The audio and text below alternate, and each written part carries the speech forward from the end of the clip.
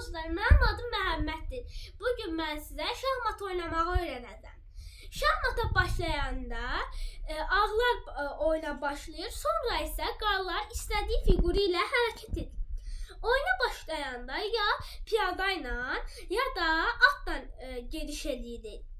Piyada ilə gediş eləyəndə ya bir ya da iki gediş oynaya bilərsiniz.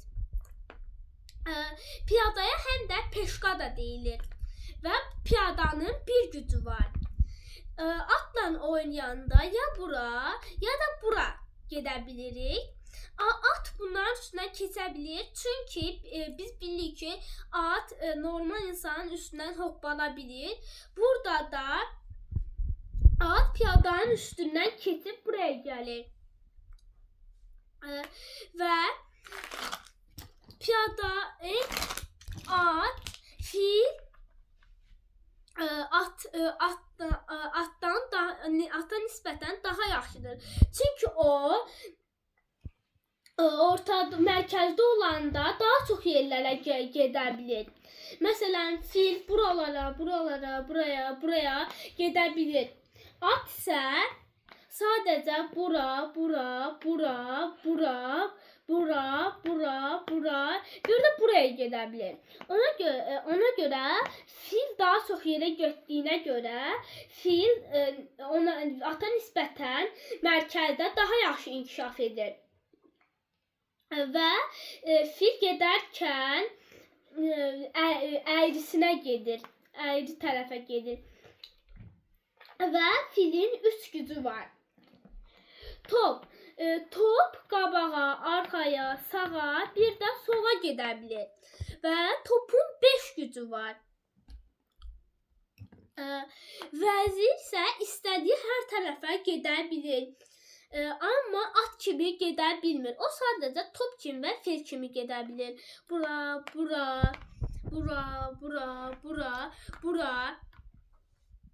gedə bilir və vəzirin 9 gücü var və vəzir şahmatda ən güclü fiqurdur.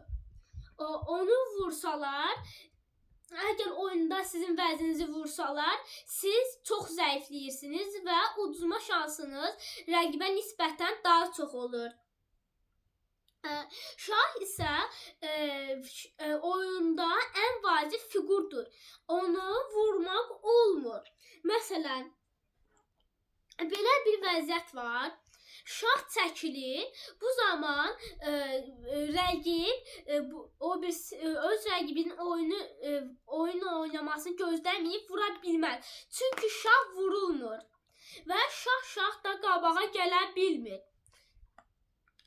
Və şah fil kimi və top kimi gedə bilir. Amma vəzir kimi gedə bilmir. O sadəcə fil kimi, top kimi gedərkən bir xana gedə bilir.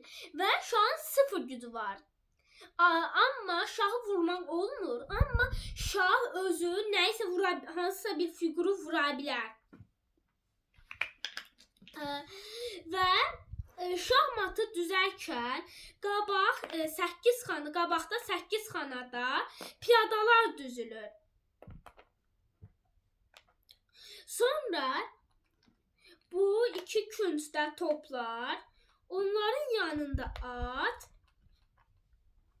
atların yanında fil, şah və vəzir. Şah və vəziri qoyarkən vəzir ağdırsa, ağ xanaya qoyuruq. Amma şah qaradırsa, bu zaman onun tam tərsi, yəni qara xanaya qoyuruq.